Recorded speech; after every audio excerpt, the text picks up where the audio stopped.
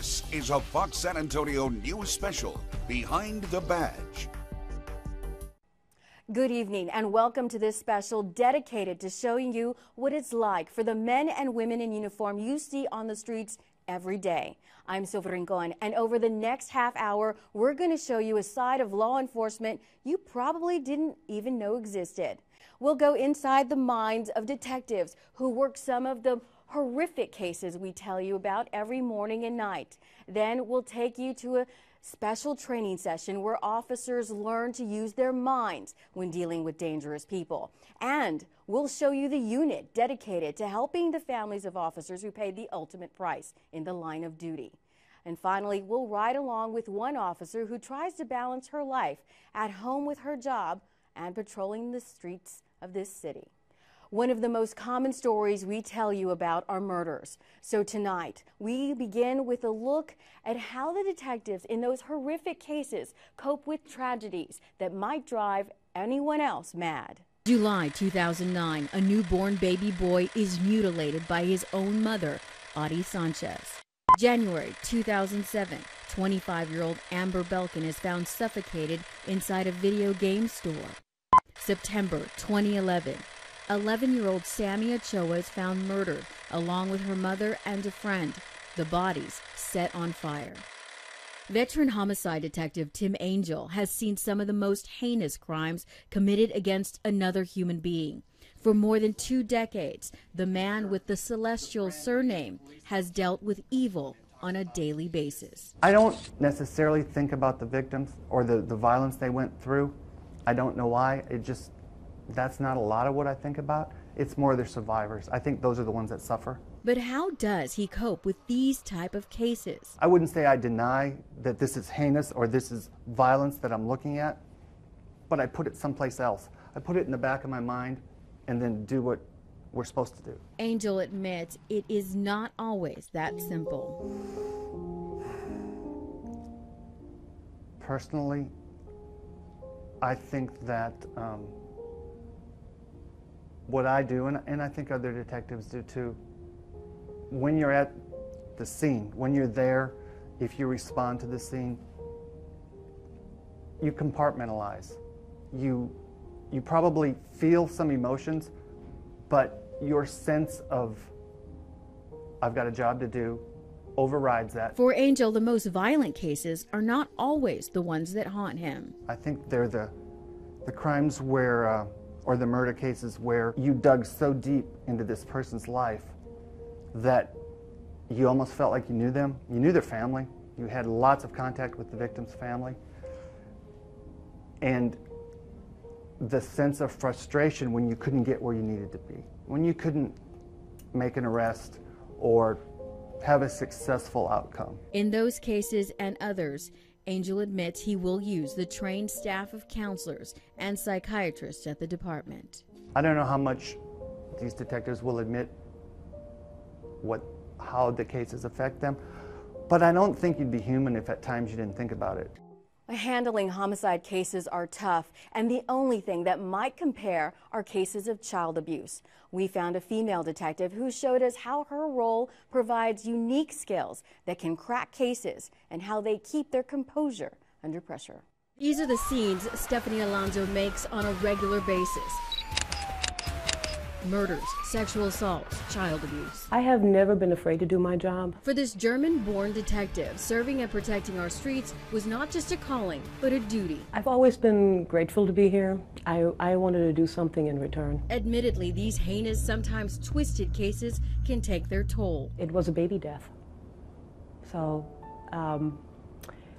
when it comes to crimes that affect children, I think about it a lot longer. As a patrol officer on the streets and now as a detective, Stephanie has seen things that would bring any man or woman to their knees. Part of me is thinking, why did this one bother me? It's probably the first time I handled a baby death, and the image just stayed with me, just the image. And it has always been something about child victims or elderly victims in general, the helpless, that have affected me more than other cases. She says there are people who may think women are not emotionally equipped to handle these cases.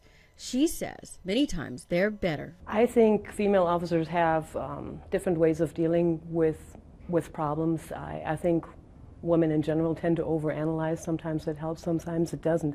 But I've taken a different approach, and I came from customer service-oriented career, and I still applied that to law enforcement, so I always looked at people as potential customers. There are 404 detectives on the force. Stephanie is one of 34 female detectives.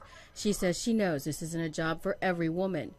But for those who choose this life, there are unique qualities that a female brings to each case. I don't let my emotions guide me through a decision that I have to make on a call, and I would also not like to show them my emotions, sometimes plain on my face. I'm not going to deny that. But my decisions related to calls have never been emotionally driven. Aside from how they handle those difficult cases, law enforcement also gets special training to deal with a problem that is plaguing San Antonio streets. Coming up, our Behind the Badge special shows you how police are using their minds to stop dangerous people. And later, we go inside one of the first places criminals end up when they're slapped with handcuffs.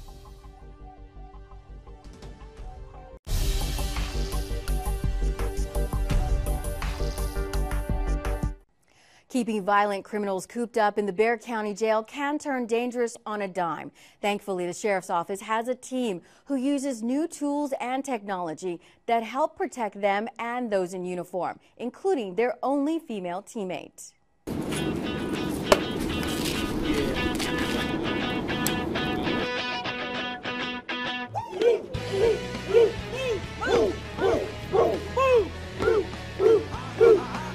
CERT is Special Emergency Response Team. The bulk of our time is usually responding to fights or assaults that occur. Fights and assaults that happen at the Bexar County Jail, where nearly 4,000 inmates are housed. It's a number that keeps climbing. Our job is basically for the security and safety of the facility. Lieutenant Timothy Walston commands the unit that was created nearly 20 years ago. I would say our first instrument that we utilized was called the ice shield. It has tape and then it has batteries in it. You spark it. It's 50,000 volts. That's 50,000 volts of sheer electricity in order to incapacitate a person. And today they're armed with an arsenal of tools, from pepper spray to tasers to these formidable chairs.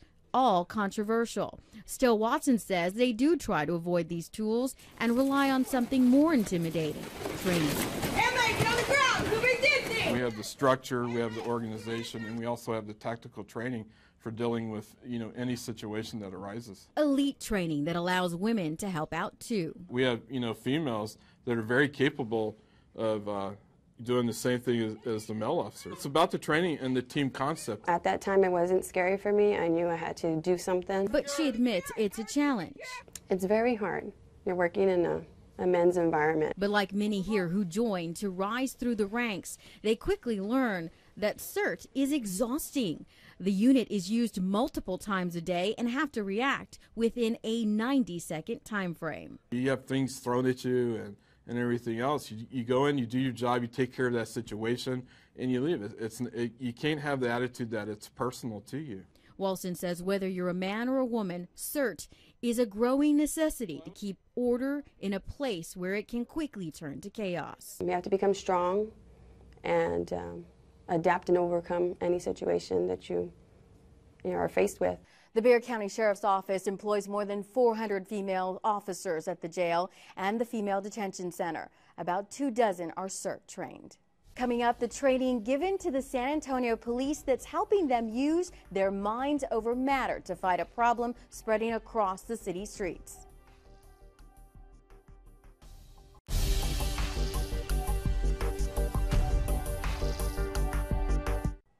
Welcome back to this Behind the Badge special.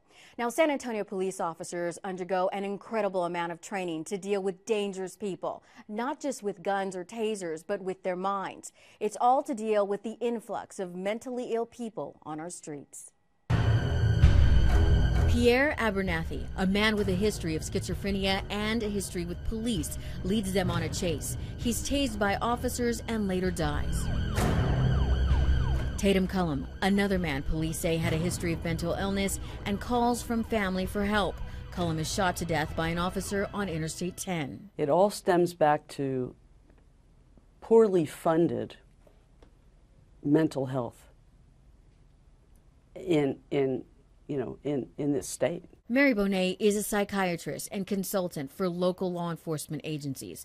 She says people with mental illness aren't getting the care they need, and the burden of having to deal with unstable patients is now falling on police. We're having to struggle and have to deal with that and be creative, and there's a logjam. No! You can lean forward, push me. I'm not going to push you, Tony. You're witnessing the latest weapon in the San Antonio Police Department's arsenal, mandatory crisis intervention training, or CIT. Right, I want to help you, so shoot me. I don't want to shoot you, Tony. Shoot me. I don't want to shoot you. It's been around for about 3 years, but this is the first time all 2,305 sworn officers must attend the 40-hour class. We want to arm them with skills of listening, actually listening to what the person's dealing with, allowing them to be a part of the solution. Officer William Kasberg is an original member of the first ever San Antonio Police Department Crisis Intervention Unit. Kasberg says the high 911 calls related to mentally ill people keeps climbing. The need for a full-time mental health unit was vital, but 6 officers wasn't nearly enough. And that's the reason we try to multiply ourselves by training. I'm not going to shoot you. I'm here to talk to you. I just want to talk to you. Okay, that's all I want to do is talk to you. Okay? Kasberg says they're trying to get officers away from the use of force on mentally ill people. I've seen family members relieved of stress of their loved ones being tasered or use of force used on them. When there's an alternative, if there's available, we actually go out there, we get them the help they need. Kasberg says every time the original CIT unit responded to a call, 0 use of force was used. What am I doing? You're not doing nothing. Leave me alone. Back on the streets, without this kind of training, that is rarely the case. You're not left with any other choice because you got to take into concern it getting worse and him possibly getting hurt worse, or us, or another officer, whoever else is on the scene. So our point is not to get there. When you're faced with a person that's in crisis, you view them as violent. You view them as possibly a threat to you. With this training, we're teaching officers to use distance as their friend. Distance as their friend, as opposed to closing in on a person. We're teaching them to allow them to vent, allow them to de-escalate the situation. Get away from me. Hey, what was your first name, man? Kasberg says learning these skills may be the only way to avoid life and death situations for the officer, the public, and the person suffering from mental illness. Other agencies like Universal City Police are also dealing with this issue. I just want to know what's wrong. Why are you mad? Hey, bud, why are you mad? It's hot. I know it's hot. This Universal City officer and other officers agree they didn't sign up to be pseudo-psychologists or counselors, but most officers seem to be open to this new training. Didn't realize how much social work or counseling it was involved, actually. I really never thought. I thought we just went in and we did our job and we just got out. But really, there's so much more you got to take into account because you see these people every day. Now, San Antonio police have the unfortunate task of dealing with tragedy on a daily basis. They have a special task force, though, specifically trained to deal with tragedy when it affects one of their own. Stephanie Brown, Fabian Dominguez, John Wheeler. The list of San Antonio police officers killed or injured in the line of duty, unfortunately, goes on.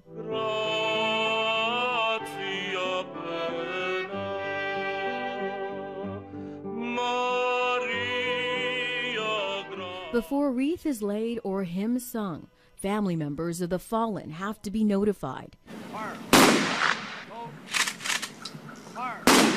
This task falls to one of 13 officers. We hold their hands, we cry with them, we pray with them, we do everything that we can, but with the knowledge that we have to lead them in a direction that they have to go. Sergeant Charlie Delgado says it's a calling only a few can answer. He's talking about the San Antonio Police Department's Family Assistance Unit. It's not easy, and it's a 24-hour call situation. Delgado was on call back in 1997 when he got the call for Fabian Dominguez, an officer shot to death in the line of duty. He had beautiful little twin girls, and that was a heartbreaker for just about everybody on the team. He says the Family Assistance Unit are all volunteers. They notify family about the death. They make funeral arrangements, but they also are a shoulder to cry on. Because it hurts us, because they are a member of our family, and in a very direct way. We see the children when we go and make notifications, and that's heartbreaking. All officers still have duties from patrol to investigative, but the skills for this unit aren't taught at the academy. Delgado says selflessness and compassion are a must. In his case, it just made sense. I guess it's just the ability of dealing with death since I was 16 years old. That's when I started working in funeral homes. So I've had a long history of being able to deal with death. He says the unit was born out of too many deaths in the department, but through its 32-year history, it has helped the living manage a tragedy for the rest of their lives. They're the special part of our family that paid the ultimate price in serving. So because we're always there for them. It never ends, and it never will end. The officers don't do this work alone. Chaplains, psychiatrists, and other professionals help them and the families because of the nature of this work. Now up next, we show you what it's like to get arrested and how the officers on the force balance their lives beyond the badge.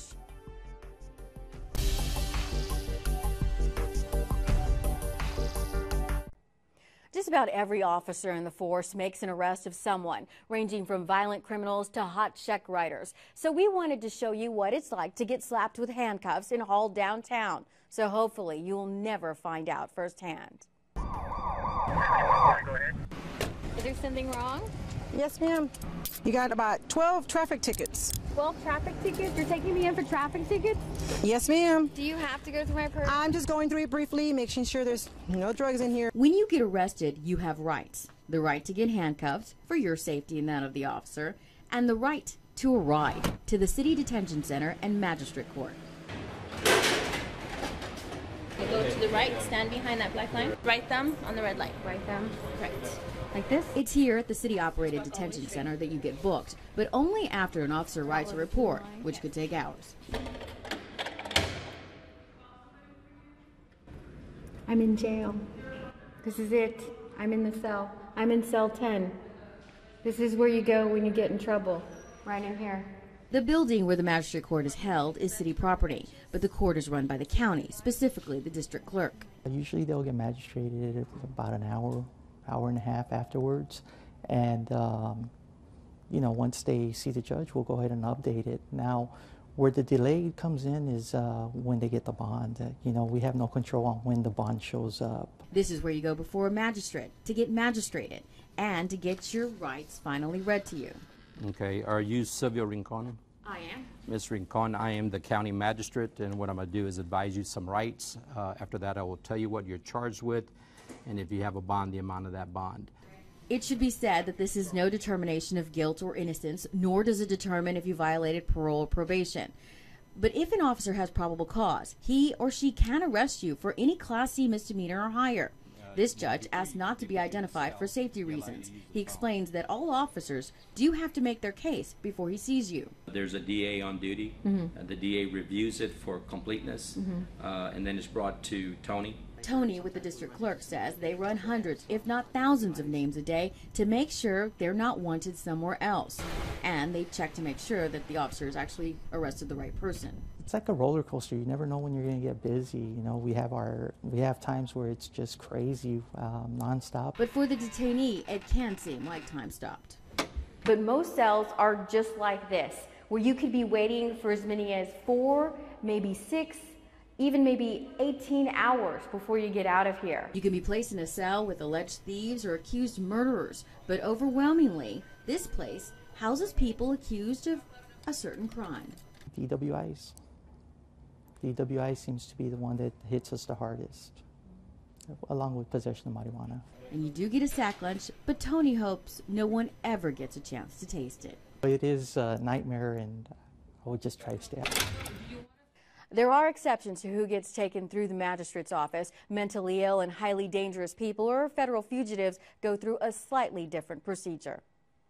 Now, the officers who arrest people on the streets are also real people who go home to a family at the end of their day. Photojournalist Raul Cortez introduces us to a woman who tries to balance her life with the badge. I've always said that. I'm always a mom first, no matter what, what kind of career I had. I've always been a mom first. You want something to eat? Want a snack? Nothing? She looks really nice, but she can be really mean and tough and do her job correctly. You want to do that? Sure. I mean, I'm afraid of her sometimes, so. I went from accounting to stay-at-home mom to being a police officer. 7180 Yolanda Sandoval, patrol officer for San Antonio Police Department. We're going to a major accident right now. It's a two-vehicle major accident. I like to have the community, and I've always said, children are always my first priority. Of course, the whole community, when it comes to children, elderlies, but I'm always here, and I always go above and beyond. At least I believe I do. So he's saying he has a green light too, and you're saying you have the green light. So it's always my safety first when I go to a call, whether it's an accident, out in the street, or depends if it's a disturbance, whatever it is. I always make sure my safety is first, and my fellow officers before make sure I'll go home that day. I make sure I'm going to come home to my children every night. I come home, it's like I'm a mom. I go to work, I'm an officer then. But my first and my always has been being a mom. Yeah. You start with the 8, like right there. My mom is such a humble person, and she doesn't think that maybe, I'm just a police officer doing my job that I love to do, but I think girls need those people in their lives and someone to reach out to. It's kind of hard, as an officer, you always say you can't help everybody, but I can help some. And that one person that comes to me and tells me that I made a difference in their life, that's good enough for me. If you want to help some of the families of the men and women who've died in the line of duty, we've set up links to do that on foxsanantonio.com. Just look under news links. Our series, Taking You Behind the Badge, also doesn't end here on the air. We've also made it easy for you to find the stories you've seen tonight online. Just go to foxsanantonio.com and look under the Raw news section. That's going to do it for us this Fox San Antonio news special, Taking You Behind the Badge. We hope you've enjoyed a look at what law enforcement go through to protect and serve all of us. Thanks for joining us. Now stick around for Maximum Sports.